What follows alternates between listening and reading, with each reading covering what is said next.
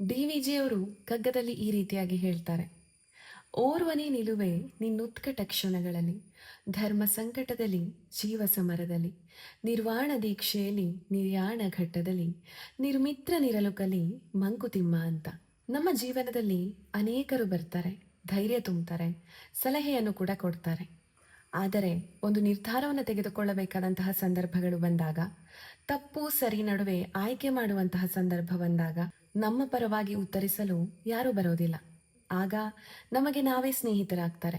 ಅದಕ್ಕೆ ಡಿ.ವಿ.ಜಿ ಅವರು ಹೇಳ್ತಾ ಇರೋದು, ನಿರ್ಮಿತ್ರನಿರಲು ಕಲಿ ಅಂತ. ಅಂದರೆ ಒಂಟಿಯಾಗೋ ಎಂಬ ಅರ್ಥವಲ್ಲ, ನಿನ್ನ ಸ್ನೇಹಿತ ನೀನೇ ಆಗೋ ಎಂದರ್ಥ. ನಿನ್ನ ದುಃಖವನ್ನ ನೀನೇ ಸಮಾಧಾನ ಮಾಡಿಕೊಳ್ಳುವಷ್ಟು ಬಲಶಾಲಿಯಾಗು. ನಿನ್ನ ತಪ್ಪುಗಳನ್ನು ನೀನೇ ಒಪ್ಪಿಕೊಳ್ಳುವಷ್ಟು ಪ್ರಾಮಾಣಿಕನಾಗು. ನಿನ್ನ ಕನಸುಗಳನ್ನು ನೀನೇ ಹೊತ್ತು ಸಾಗುವಷ್ಟು ಧೈರ್ಯಶಾಲಿಯಾಗು. ಯಾಕಂದ್ರೆ ಜೀವನದ ಮಹತ್ತರ ಘಟ್ಟಗಳಲ್ಲಿ ನಮ್ಮ ಕೈ ಹಿಡಿದು ನಡೆಸುವಂಥವ್ರು ಇರಬಹುದು, ಆದರೆ ಹೆಜ್ಜೆ ಇಡುವಂಥವ್ರು ನಾವೇ ಆಗಿರ್ತೀವಲ್ವಾ. ಅದಕ್ಕೆ ಒಂಟಿತನ ಎಂದು ಹೆದರಬಾರದು. ಅದು ನಮ್ಮ ಶಕ್ತಿಯನ್ನ ನಮಗೆ ಪರಿಚಯಿಸುತ್ತೆ.